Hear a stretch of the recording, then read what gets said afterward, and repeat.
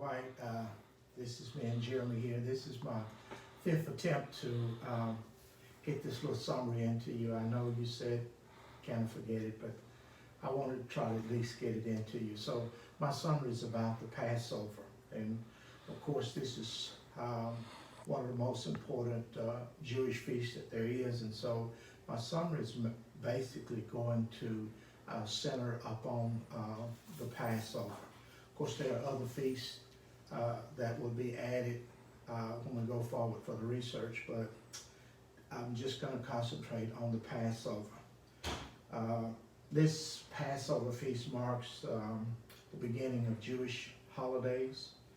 It's conducted throughout the world on the 14th and 15th day of Nisan in the Hebrew calendar, starting at sunset.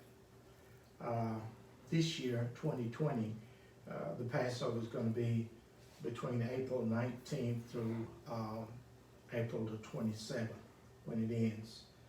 And the time frame may be a little bit different because the Jewish calendar is based on a cycle of 354 days long.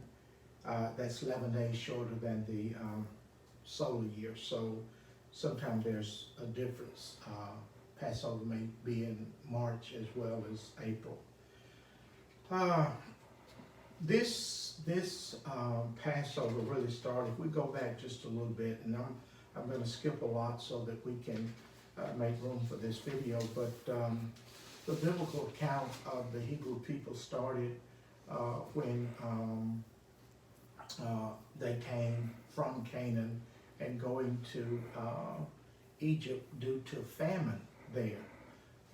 Jacob's son, Joseph, was already there because his brothers had sold him into slavery, and he ended up being in Egypt, suffering a whole lot, even crimes that he did not commit, put in prison, got out, and became a important agent in Egypt.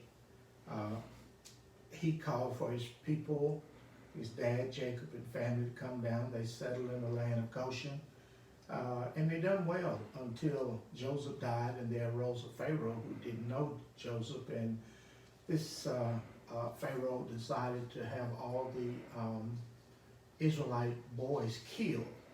Of course, going forward in the story, Moses was spared, I believe by an act of God.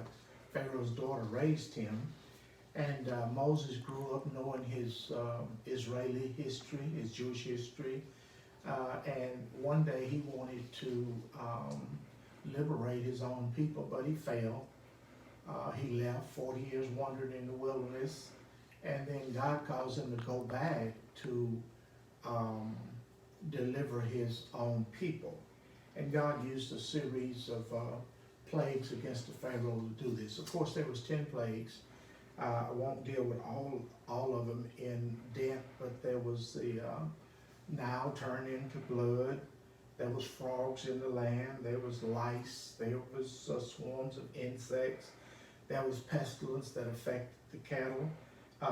There were boils. There were hail, locusts in the ninth when darkness came. And the 10th one was the death of the firstborn in Egypt. Now this plague that God sent, he told the Israelites to put blood over the lintels of their doorposts. And when they did, the death angel would pass over. And notice that's where we're going to get this thing of Passover from. The death angel passed over the children of Israel, or the people of Israel, and allowed them to escape death. Of course, it killed all the firstborn of Pharaoh and the animals in that place. Well, the Israelites got free. They left and left Egypt, and this commemorates what we call the Passover. And one of the things that was so interesting about the Passover is in his preparation.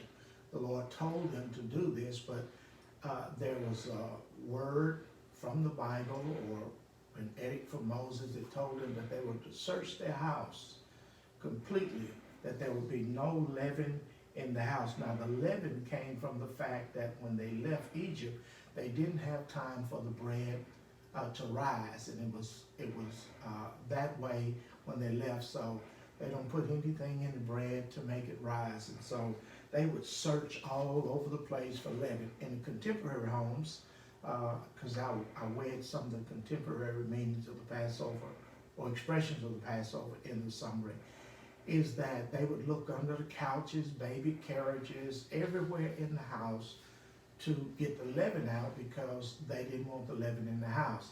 And the reason for this, they didn't want to be tempted to eat it, especially when God had told them not to do it. And so in discussing the house and so forth and for cleansing, rabbis thought that products made from grain that has a tendency to ferment, that they shouldn't be in the house, like barley, spelt, rye, and oats, and all of these things. And later beans and rice and peas and so forth was added to that.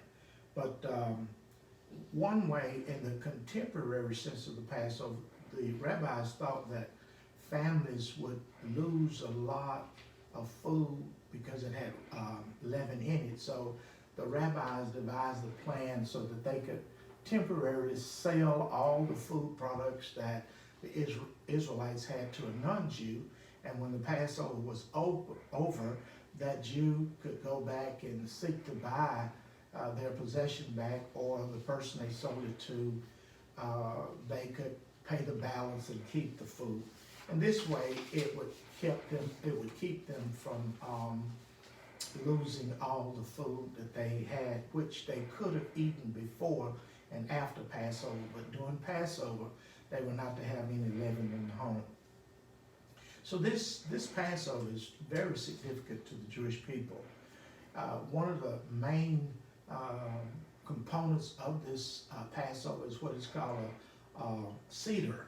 This is a major event in the history of the Israelites coming from Exodus to Egypt. Really what it means order. In other words, there was a ritual that they were supposed to go by. The Seder was a spectacular table of dramatization of the biblical tale when God delivered them out of Egypt, going to the Promised Land. And so really what I want to do for just the next little bit, and I'll conclude this summary, is that tell you the order of the Seder, what was on the plate.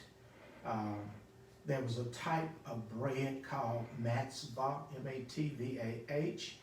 It was made of water with flour without yeast. The bread was made in haste when the Israelites, again, was leaving Egypt, and they didn't have time for it to rise. The bread was called the bread of affliction, reminding the Jews of the suffering that they had endured in Egypt. Secondly, there was a mixture of ground apples, nuts, and cinnamons. Now this mixture became a tasty pastry when they ate it, but it was to remind them of the mortar that they used to make bricks in Egypt for the Egyptian buildings. Thirdly, there was salt water. It reminded them of the tears that they had shedded in Egypt. And then fourthly, there were herbs. Now modern day, it's more like horseradish, but it reminds them of the harshness, the treatments, the hardness that they had while they was in Egypt that was inflicted upon them.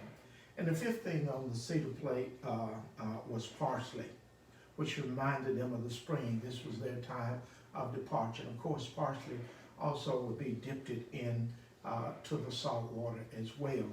And then the sixth thing on the Seder plate was a shank bone of the lamb. And this represented the Passover sacrifice that each Israeli or Jewish family had to have, slay the lamb, put the blood over their doorpost. And that was there on that Seder plate. Also, there was a couple of other things that I want to mention before I close out this summary, is that wine was used in 4 cups. And sometime they thought, didn't know why these 4 cups was brought, but it was a rabbinic traditional origin. And they really said the tradition comes from the fact that over in the book of Exodus, God gives them 4 things that he says about them. He says, I will free you, I will deliver you, I will redeem you, and I will take you to be my people. So they took this, that there should be 4 cups. Then there was another cup called Elijah's cup. A large cup in the middle of the table. Nobody drank from this cup because it was relegated or was set aside for Elijah. The tradition was every Seder, every time the Passover was celebrated, Elijah would come to each home, drink from the cup, and it was kind of to represent the redemption, and he encourages them with the hope of the Messiah and Israel's return to their land. Throughout the years, the celebration of Passover has changed. The modern day Jewish person does some of the more different things that was done in antiquity, but nevertheless, for most people, the Jewish Passover is still celebrated. It helped to maintain or helped to solidify or unify the life of the Israelite people. The celebration reminds them to be thankful and to dedicate their lives to God as a holy people. Now I'm going to conclude the summary here. Of course, the research will come forward, and so thank you, Dr. White, for giving me this extended time. Even though we have done this, this is my 5th time trying to turn this in, so hopefully we'll get this one in. Thanks, and we'll see you next semester.